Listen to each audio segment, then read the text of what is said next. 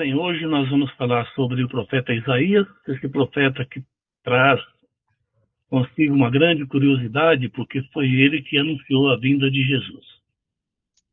Quem foi o profeta Isaías, na verdade? Existe muita dúvida em relação a quem foi Isaías, mas algumas coisas são certas. Provavelmente ele morava em Jerusalém, provavelmente, mas não há certeza sobre isso. O nome Isaías significa o Senhor é a salvação. Ele era filho de Amós. Tem que tomar cuidado com o nome do pai dele, porque existe o profeta Amós também. E o pai dele não é o profeta Amós. O pai dele é um cidadão de boa classe, mas não era o profeta Amós. Ele se casou, o nome da esposa dele não aparece nenhuma vez, e ele teve 2 filhos. Um deles chama Sear-Jazubi. E o segundo filho, Maia Salal Hasbaz. Existem curiosidades sobre o profeta, que quando ele foi convocado por Deus para profetizar, ele teve uma visão onde Deus estava sentado no trono, cercado de serafins, que anunciavam que aquele era o Deus, o Senhor do mundo. E foi esse Deus que anunciou. Essa visão de que ele foi perante o trono de Deus me lembra muito uma imagem que eu vi muitas vezes dentro das igrejas católicas, que é Deus sentado no trono, aquele senhor de idade, cercado de anjos. Provavelmente, na visão católica, deve ser anjos serafins. Eu nunca na minha vida imaginei de onde eles tiraram essa ideia.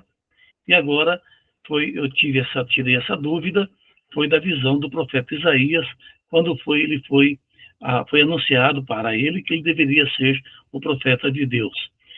Isaías, ele se tornou o mais extraordinário profeta do Velho Testamento. O livro dele é o maior livro de todos os profetas.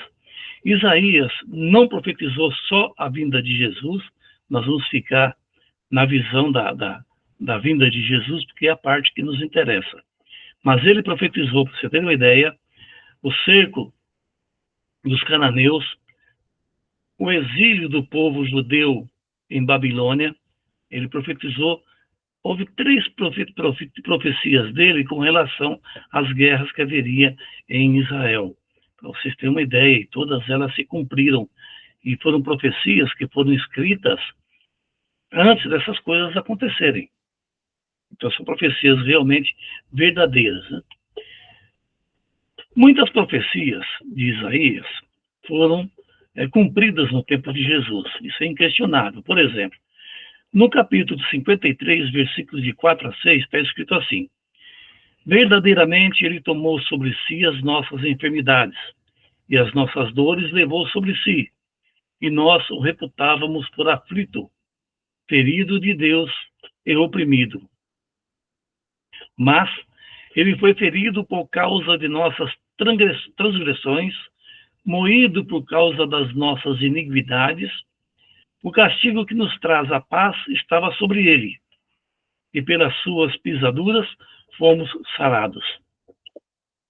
Todos nós andávamos desgarrados como ovelhas, cada um se desviava pelo seu caminho, mas o Senhor fez cair sobre ele a iniquidade de nós todos. Por isso, essa é uma descrição de toda a tarefa que Jesus Cristo teve que fazer conosco. Está lá ele descrevendo isso, e é inegável que foi isso realmente que aconteceu. Ele apresentou Jesus como um servo. Esse servo, segundo a apresentação de Isaías, ele viria trazer a justiça para todas as nações. Sabe aquela aliança de Moisés com Deus, tinha a Arca da Aliança? Ele iria restabelecer a aliança que já estava meio balançada no tempo de Jesus. Ele iluminaria e salvaria todos os gentios. Aliás, iluminar e salvar no provérbio que está escrito tem o mesmo significado. Todos os gentios. Ele iria expiar os pecados do seu povo. Todos os pecados dos judeus seriam expiados por ele, mas não necessariamente dos judeus, mas do povo do Messias. Que depois nós ficamos sabendo que trata-se aí dos cristãos. Daí aquela história que é muito divulgada de que Jesus morreu para nos livrar do pecado, provavelmente em cima dessa profecia de Isaías. E ele também afirma que o servo ressuscitaria dos mortos. Então, no capítulo 42, versículos de 1 a 7, está escrito assim, ó: Eis o meu servo, a quem sustento, e o meu escolhido, em quem tenho prazer. Porei sobre ele o meu espírito, e ele trará justiça às nações. Não gritará, não clamará, não erguerá sua voz nas ruas, não quebrará o caniço ferido, nem apagará o pavio fumegante. Com fidelidade fará justiça, não mostrará fraqueza, nem se deixará ferir, até que estabeleça a justiça na terra. Na lei dele, as ilhas porão a sua esperança. Então, é o que diz o Deus, o Senhor, aquele que criou o céu e o estendeu, que espalhou a terra e tudo que nela procede, que dá fôlego aos seus moradores e vida aos que andam nela. Eu, o Senhor, o chamei para a justiça, segurarei firme a sua mão. Eu o guardarei e farei de você uma aliança para o povo e uma luz para os gentios, para abrir os olhos dos cegos, para libertar da prisão os cativos e para liberar do calabouço os que habitam na escuridão. Então, vejam que toda essa descrição que nós vimos até agora confere e cabe exatamente na pessoa de Jesus Cristo, dando aí, evidentemente, que em nenhum momento Isaías citou que o nome dele seria Jesus. Aliás, há uma passagem em que ele diz que o nome dele seria Emmanuel, não Jesus. Não é Emmanuel, é Emanuel. E em nenhum momento ele cita que seria Jesus o Cristo. Também uma coisa que me chamou a atenção é que eu achava que não apenas os católicos, mas todo mundo achava que a Terra era plana. E no máximo ela seria ou retangular ou oval, um disco. Na passagem de Isaías, capítulo 7, versículo... perdão. A palavra Hug, que é H-H-U-G, quando Deus descreve a Terra, a criação da Terra, essa palavra era traduzida como disco ou prato, dando a ideia que a Terra era plana. Então, essa tradução foi o que fez as pessoas acreditarem que a Terra era redonda como um prato ou como um disco e plana. Não havia nada embaixo, só em cima. Embaixo seria o que a igreja chamou depois de inferno. Mas o historiador, estudioso, eu não sei o que significa esse B, Davidson, no seu livro Concordância das Escrituras Hebraicas e Caldeias, diz que essa palavra também pode ser traduzida por esfera. Se for feita a tradução dessa forma, já na época de Isaías, já se sabia que a Terra era redonda. Para você ter uma ideia, olha só o conflito do ser humano aonde chega. Outra questão muito polêmica mesmo entre o meio cristão: Maria era realmente virgem? Isaías profetizou que ele, Jesus Cristo, o Messias, iria nascer de uma mulher virgem. No capítulo 7, versículo 14, Isaías escreveu assim: Portanto, o mesmo Senhor vos dará um sinal. Eis que a virgem conceberá e dará à luz um filho, e chamará o seu nome Emanuel. Essa tradução é uma tradução cristã, não é uma tradução judaica. É uma tradução cristã. E há um probleminha. Lá no texto original, ele cita a palavra Raumah, que é H-A-A-L-M-A-H, Raumah. Essa palavra significa mulher jovem. E essa palavra não diz absolutamente nada a respeito da sua condição sexual, se ela era virgem ou não. Não fala nada. Raumah é mulher jovem. Além disso, esse capítulo 7, ele é muito controverso. Vamos falar um pouquinho dele. Esse capítulo 7 fala sobre uma profecia do rei Acás, que estava reinando na época de Isaías. O rei Acás, ele era casado com uma mulher jovem e ele não tinha nenhum filho. E a mulher nem sequer estava grávida.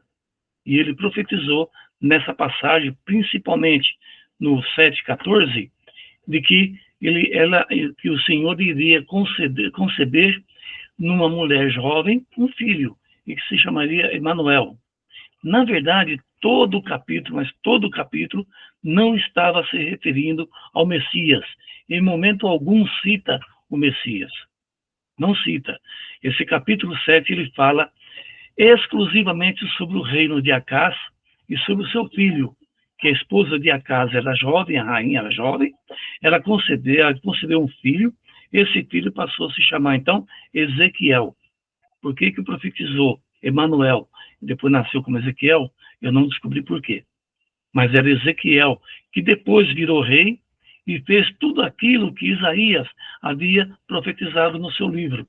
O rei Acaz estava diante de um governo muito turbulado, muito confuso, havia uma instabilidade política dentro da Judéia, e o filho dele, Ezequias, foi que trouxe a paz novamente, trouxe o equilíbrio, restabeleceu tudo aquilo que o pai havia perdido. Mas foi o filho de Acaz, não o Messias. Então, há uma interpretação equivocada nessa passagem em que os cristãos afirmam que Maria era virgem. Então, provavelmente em função em cima desse capítulo 7, versículo 14. Mas o capítulo todinho fala de Acaz. Não há um só momento, eu li o capítulo inteirinho, não há um só momento em que Isaías, se refere ao Messias. Ele se refere exclusivamente ao rei Acaz e o seu filho Ezequias, que depois, inclusive, é uma suspeita, não uma confirmação, de que Isaías se tornou um conselheiro de Ezequias.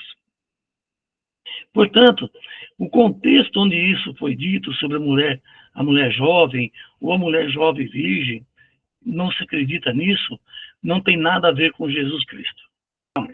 Essa passagem da mulher virgem não tem absolutamente nada a ver, é um contrassenso querer aplicar isso ao nascimento de Jesus, porque não fala de Jesus. Não, em nenhum momento ele falou sobre isso. E ele diz assim, no capítulo 9, versículo 6, há um outro problema aqui. Porque um menino nos nasceu, um filho se nos deu, e o principado está sobre os seus ombros, e se chamar o seu nome maravilhoso, conselheiro, Deus, forte, Pai da eternidade, príncipe da paz.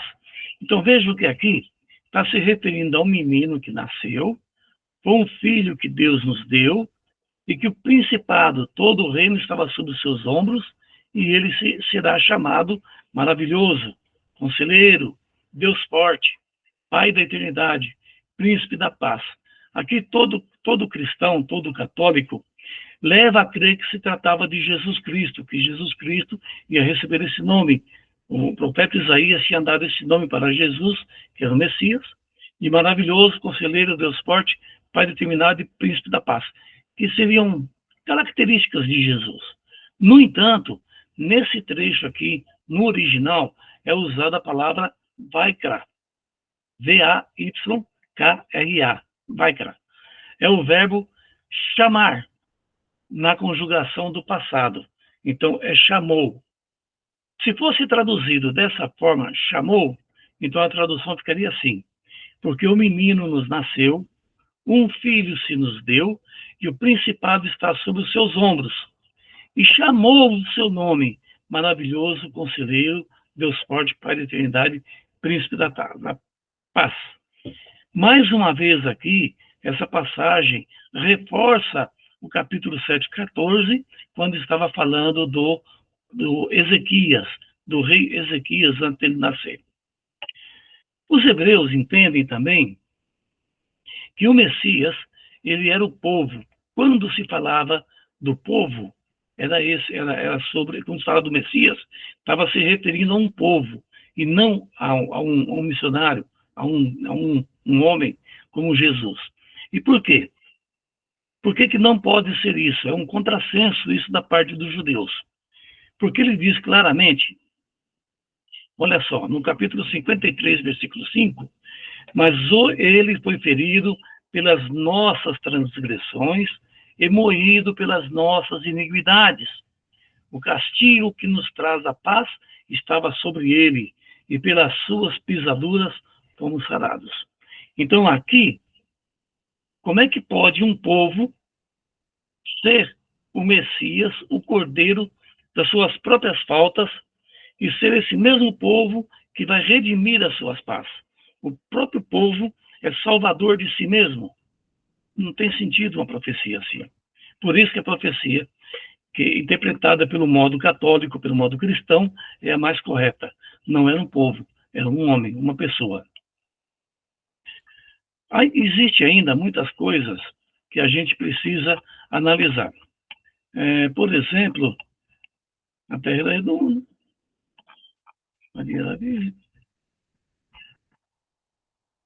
Há uma outra passagem de Isaías, no capítulo 40, versículo 22, quando Isaías diz assim: Ele é o que está assentado sobre a cúpula da terra, cujos moradores são como gafanhotos. É ele quem estende os céus como cortina e os desenrola como tenda para neles habitar. Isso que está escrito lá. O fato dessa descrição de Isaías dizer que Deus estava sobre o globo terrestre me lembra muito aqueles desenhos que se vê muito, eu acho que até hoje se vê nas igrejas católicas, de Deus abraçando o mundo e olhando o mundo de cima para baixo. É muito comum essa visão. Eu acho que essa visão tem a ver com essa descrição de Isaías. Existe também, gente, muito mais coisa para a gente. Eu não quis entrar muito nisso. A única dúvida que existe é o seguinte: como foi que Isaías morreu? Segundo o que se sabe, não há um consenso muito certo sobre isso. Mas diz que o rei Nêmesis foi o rei na época em 680, uns dizem que foi em 700, mas foi por aí, antes de Cristo. Perseguiu Isaías. Dá-se a entender que nessa época Isaías já não fazia mais parte da corte. Isaías, fugindo do rei Nêmesis, entrou dentro de um tronco oco de um carvalho e lá dentro se escondeu. O rei Nêmesis, então, vendo que ele havia desaparecido, foi informado pelos seus espiões de que ele, Isaías, estava escondido dentro daquele carvalho. O que o rei Nêmesis fez? Mandou serrar o carvalho ao meio. E ao serrar o carvalho, cerrou também Isaías, matando-o. E assim ele morreu. Também essa morte dele também não é certa. É o que mais se acredita a respeito disso. E fica, ao fim, essa pergunta: Isaías existiu mesmo? Isaías foi um profeta verdadeiro? O livro dele foi alguém que escreveu como se fosse um conto, uma fábula? Aí é que está a dúvida, não se sabe com certeza, mas em 2018, os arqueólogos descobriram uma bula do rei Ezequias, que já era comum, eu não sei o que significa exatamente o que é essa bula, mas junto dessa bula do rei Ezequias, encontraram uma outra bula com o nome de Isaías escrito. Então esse encontro, essa descoberta dos arqueólogos sugere que Isaías realmente existiu durante o reinado de Ezequias. E se existiu, como o nome dele está numa bula real, então Ezequias, nessa época, era de fato um conselheiro de confiança do rei Ezequias. Nós temos várias passagens que tratam disso, mas esses pontos eu achei sobre Jesus, eu achei importante a gente trazer isso. Cada um tem que escolher a sua visão. Você acredita que Jesus foi o Messias anunciado por Isaías? Eu acredito. Eu acredito. Mas isso é a crença pessoal de cada um. Os judeus não acreditam. E aí você fica com esse pensamento, porque muitas das coisas que a gente vê, que a gente aprendeu ao longo da nossa história, desde quando a gente nasceu, está muito preso à visão de 600, 700 anos antes de Cristo. Essas descrições eram verdadeiras? A gente não sabe. Então, quem está certo e quem está errado, não dá para a gente julgar.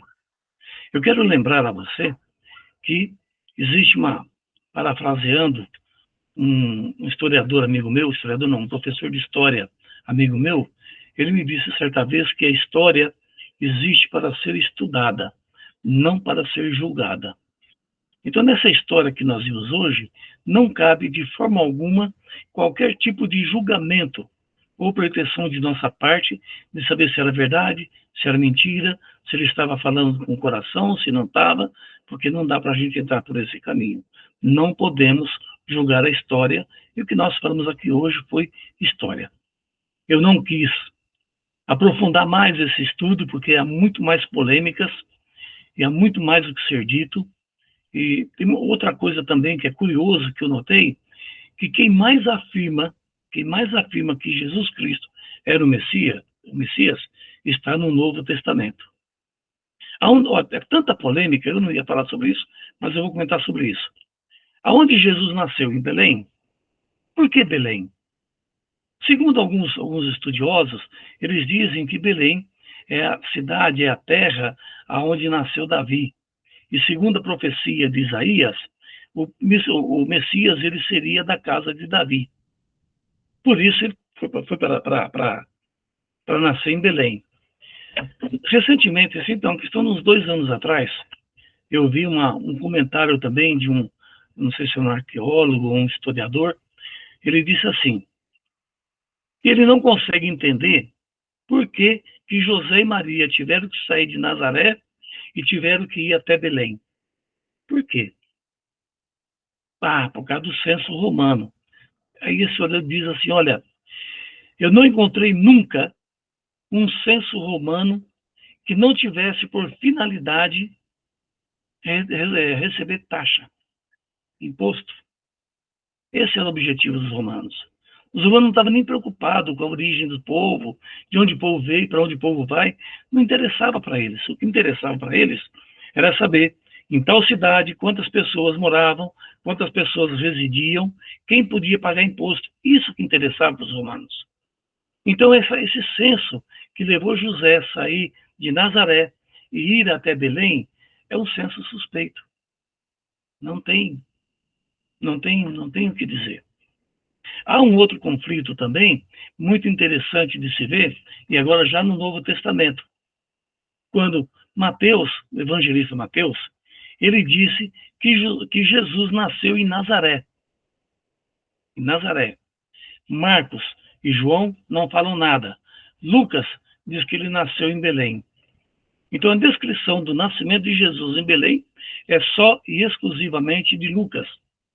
Enquanto Mateus, que conviveu diretamente com Jesus, que ouviu as suas palavras, afirma que Jesus Cristo nasceu em Nazaré, não em Belém.